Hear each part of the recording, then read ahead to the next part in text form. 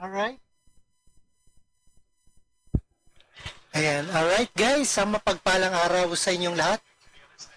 Magandang araw at ito ay isang update mula kay Kitty Duterte. Illegal detention ang pagkakulong kay FPRRD.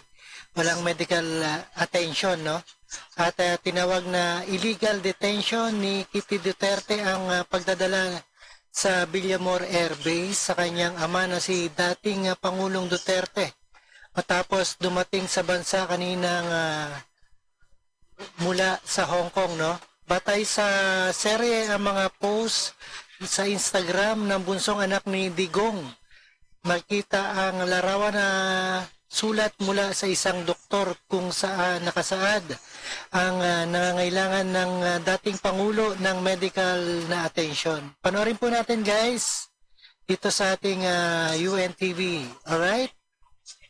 Tinawag na illegal detention ni Kitty Duterte ang pagdadala sa Villamor Air Base sa kanyang ama na si dating Pangulong Duterte matapos na dumating sa bansa kanina mula sa Hong Kong.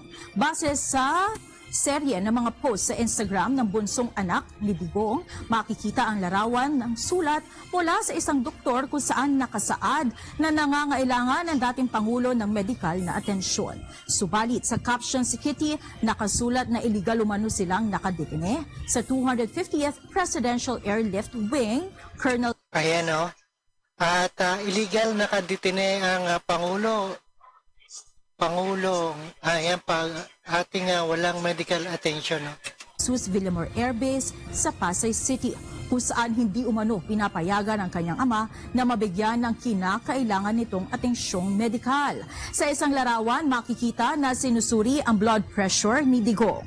Sa kanyang naunang post, makikita ang larawan ng dating presidente na nakaupo at may captions na illegal detention, no warrant of arrest. Sa Instagram Live kanina ni Kitty, makikita rin ang common law partner ni dating Pangulong Duterte na si Honlet Avancenia na tila pinipigilan si Digong na sumama sa mga otoridad pagdating sa airport kanina. Tinawag nitong abusado ang mga... Ayan, abusado talaga yung ginawa.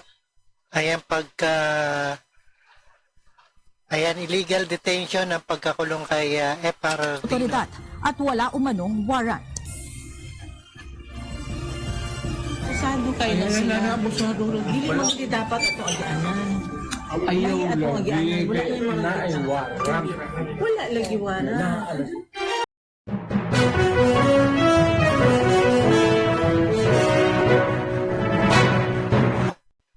Alright, ni Rob Trip and siya again sa ating the next one.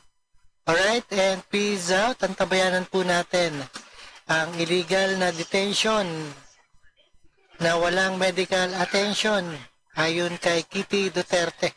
Alright, maraming salamat sa inyong lahat and peace out.